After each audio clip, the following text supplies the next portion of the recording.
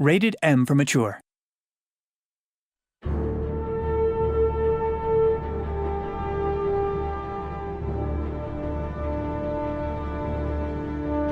I guess day one, that was sort of my impression. I was nervous, is what I would say. I came in mid-project. They had already sort of established a pipeline, a workflow. The entire engine is different. You have to learn all that stuff. So coming into that was sort of a little intimidating, I guess, because they were already so far along. It looked really good, and it was like, all right, you got to try and get in and come up to that level. The coolest thing was that, you know, different studios I've been at, there's like a couple guys that are really good, and everyone else is just good. And there's those couple exceptional people. And like once you're here, you're like, okay, every desk you went to, they were at that level. So it was like, all right, I gotta up my game and try and fit in.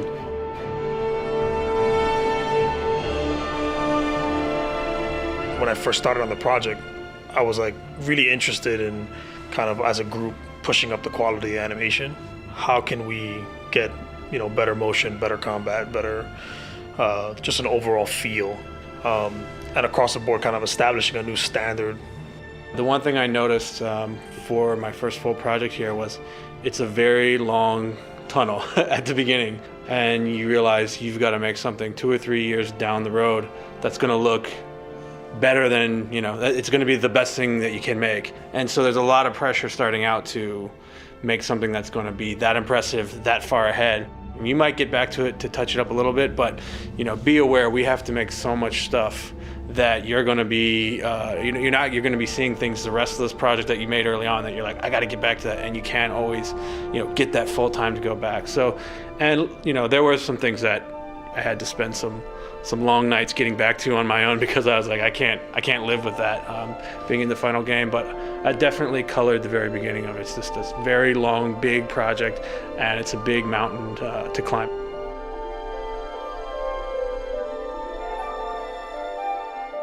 Welcome to the third developer diary for the Elder Scrolls V Skyrim.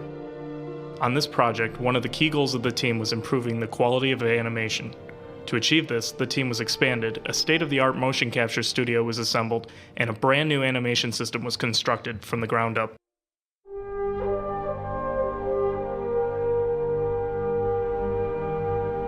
We wanted to have a lot of flexibility to animate the characters as the animators wanted it. Lead animator Josh Jones. We didn't want to have the one-size-fits-all for all characters.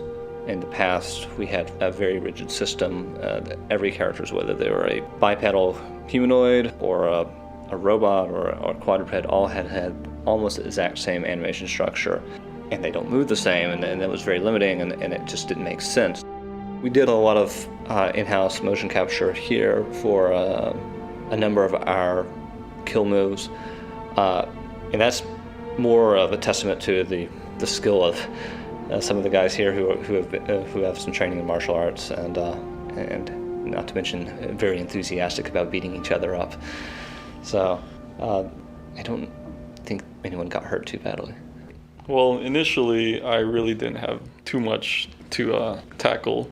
One of Bethesda Game Studios' martial arts experts, animator Jang Jun Cha, was responsible for designing many of Skyrim's combat animations. By night, you'll run into Cha in the Bethesda Fitness Center training against his coworkers. By day, you'll find him fighting invisible dragons.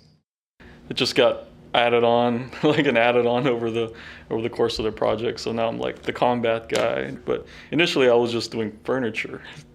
I was doing animations for furniture. Early on, we were pretty much just messing with our new mocap system, because in Fallout we had this really old mocap system, and we had like a tiny room to work with.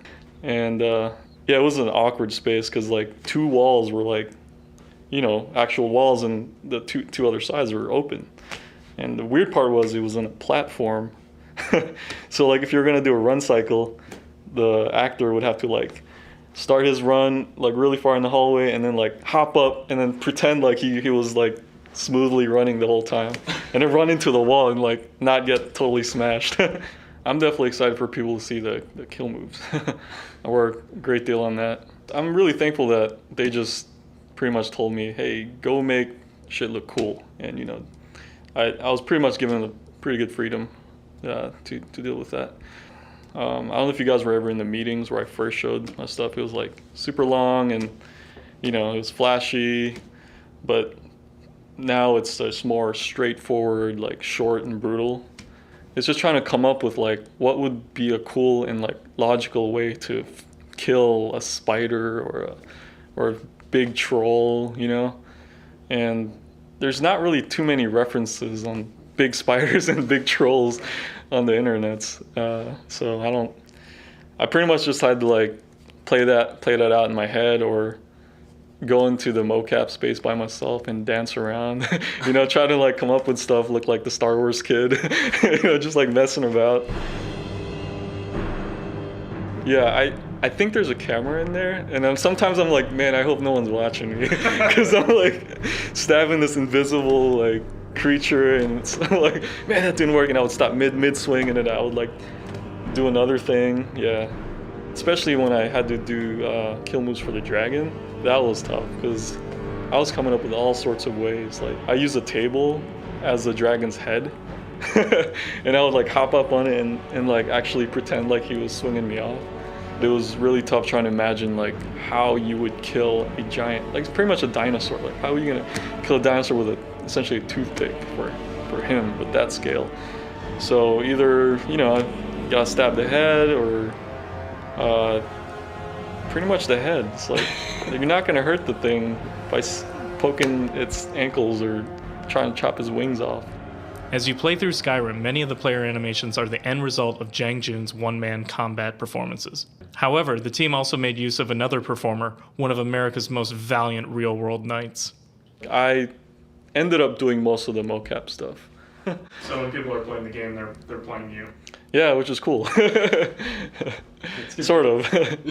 Yeah, not the females though. Actually, we did use a guy from medieval times. No way. Yeah. Was it Green Knight? The Green Knight. Yes, he was one of our early motion capture actors, Sam Talley from medieval times, and he gave us a lot of ideas on realistic sword combat based on his training, which is part theater, part realism, and so we used a number of his motions and as a foundation to start a lot of our melee combat. You know, it made sense. Like we were looking for professional, like medieval sword, you know, fighters, and they're not really out there other than guys from medieval times. So the big beast was Havoc. As you may know, like in Fallout, we were really limited with the animation system, using, you know, Gamebryo animation system. Now we have Havoc, which was very complicated and a huge learning curve, but I mean, we had to do it. Special effects artist Mark Tier. The animation system that we added for the actors, Havoc behavior, we ended up using that quite a bit. So we'll have an asset for a variety of different things, whether it's attached to a character or sometimes just a standalone piece that needs to have some dynamic stuff happening.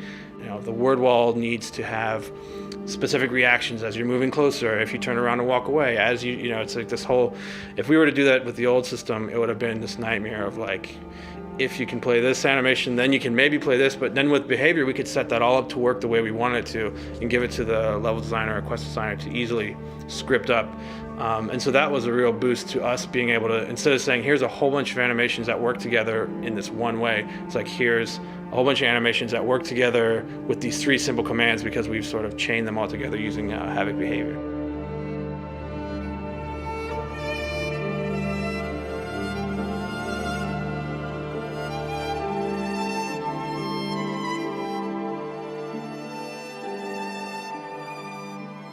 I spend a surprisingly small amount of time actually animating. Animator Jeremy Bryant. I would say maybe like 20% of my time I spend actually making art, which is good and bad. It's bad in the sense that I'm an animator, I want to animate.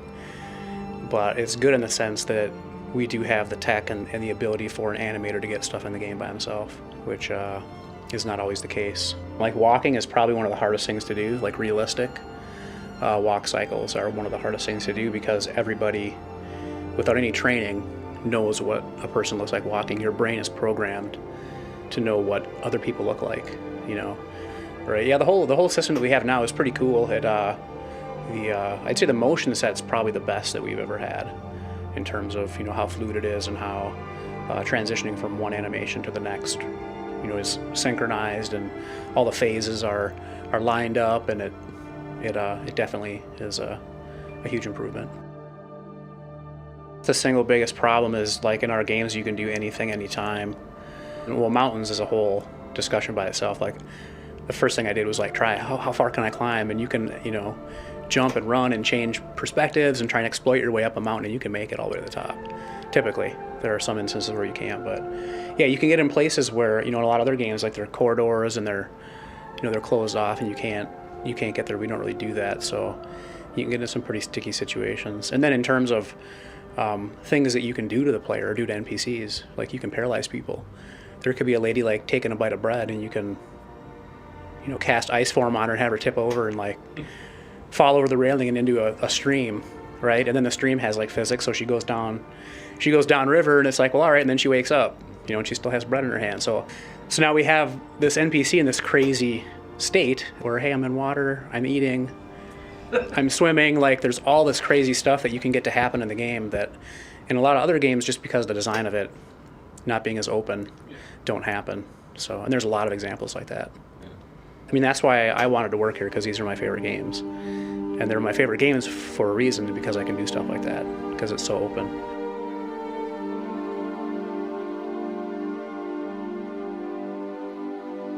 For Elder Scrolls fans, the first official in-game Skyrim trailer was an opportunity to learn more about how the game would look. At the same time, the team used the trailer to inspire themselves to push the animation even further. Before here, the last film I worked on was Ice Age 3. Animator Rick Vicens. When I first came here, I told Todd, I was like, man, Todd, I would love to do some, like, let's do some cinematic stuff here, you know? And he was like, oh, I don't know, you know, he's kind of hesitant. I don't know, maybe, you know, think about it. And then he randomly approaches me and Jang Jun Cha, and he said, hey, how do you guys want to, you know, would you be up for doing a trailer? And I was like, yes, like, of course, man, let's do it. You know, I know we can do this here. We started out with a really small team, and it was literally like Jang and I we were the original two, and it was Todd just guiding us, right? Like, Todd was like, this is kind of the idea we want to go with, and, you know, here's some storyboards and run with it, you know? And it was like, okay. Todd basically gave me, like, a free rein to say, if you need someone to help you with this, like, just ask for them, and they'll help you with whatever aspect of the project you need. And so slowly I started to grow, because, you know, 2 people working on a 2.5-minute trailer, normally, like, that would be a team of like 30 people, you know, dedicated for 3 months. Like, that's what I would normally request, right? So I don't have that luxury. So, but I do have the aspect that, like, the world exists, right? So, like, it's not like I'm creating a ton of assets from scratch, or I'm writing the AI. Like, all this awesome stuff already exists. It's just getting it to do what I specifically wanted to do at specific moments, so that I can record it, you know, like, I can actually get renders from it. I had to be really efficient, because anytime I pull an artist or something, or a programmer off of what they're doing, right, I'm taking away from the game, right? I don't want that. So, like, I want, you know, that fine balance of, like, hey, I need you for a few days, and then working with the producers to try to get what we can. And it would actually work. Like, it actually sincerely, like, worked really well, because I was able to pick, like, okay, Mark and Grant do awesome effects, like, hey, I need a cool effect for this thing. And then what was even cooler about it is that sometimes they would do something experimental and it would work for the trailer, and then suddenly say, hey, we want that for the game. Like, how do we get that in the game? I think probably a good example of that is Mark made some adjustments to absorbing the dragon soul. The dragon dissolving, no one really had a clear idea about how that would work, and part of that was that in our game, no one wanted to lock the player controls. No one wanted to have that sort of Mario just got the key moment where the camera pulls back and everything looks a certain way. It's like, you could be fighting people, you could be running from people, anything could be happening. So if you get close enough to a dragon and it's dead, you absorb the soul. So there was all these technical problems, and there was just like, what does that look like? Like I took the leg off a dragon and just did a whole bunch of tests where, showing them in meetings over and over again. What if the skin melts? What if we see the blood? What if the blood evaporates? Just all type of outlandish things. And then finally we came up with something that everyone was happy with and worked to overcome a lot of the problems that were associated with all the things I just described, where you never know where you are, what angle you see it from. It almost became like a research and development, almost like for that little time frame. I was like, hey, can we try this? And then, yeah, that looks cool. And then we're like, oh wait, I want that in the game, and and so it's cool. Like the reception is really positive. I mean, the response has been great, and it definitely gets me more excited to just keep doing stuff. Like I kind of get I want to satisfy, right? With the demand, like they're so excited about it. I want to be excited about it, and then give them what they're hopefully expecting, and try to get better with everything that we do.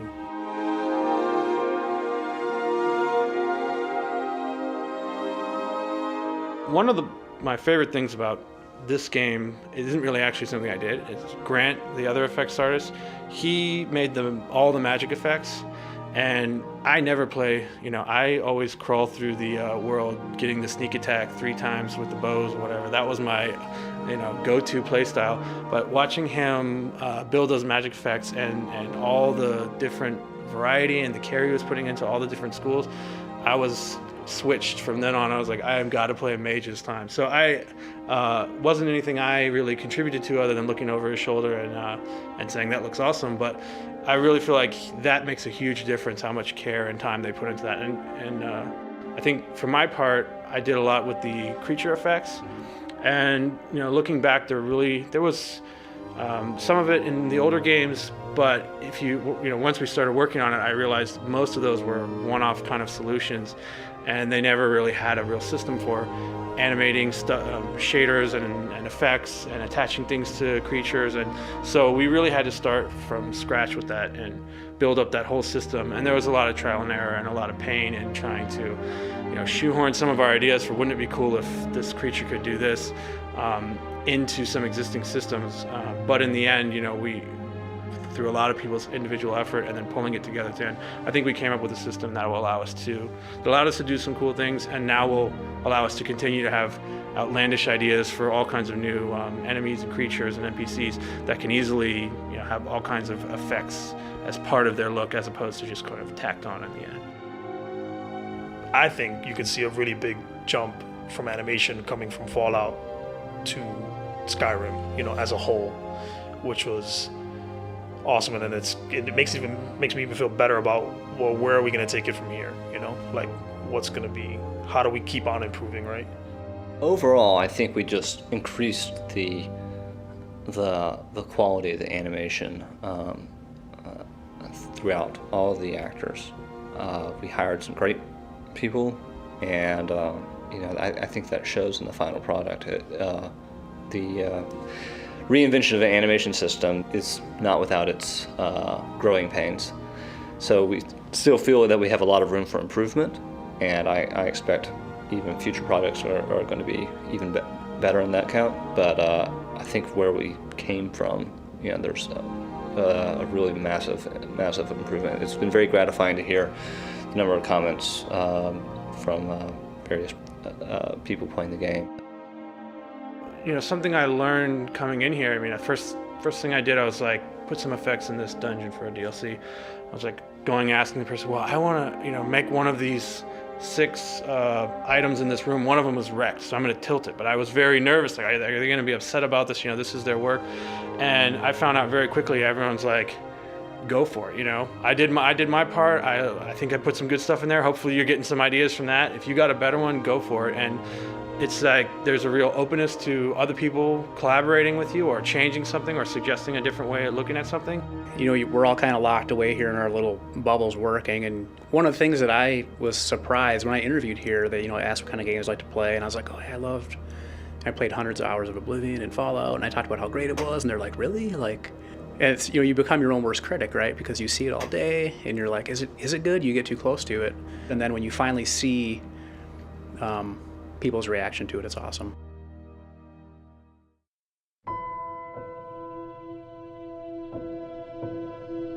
I went to California recently to see some old friends for a wedding, and I saw a bunch of my developer friends, and a lot of people were asking, well, okay, what's the secret over at Bethesda? What's working there?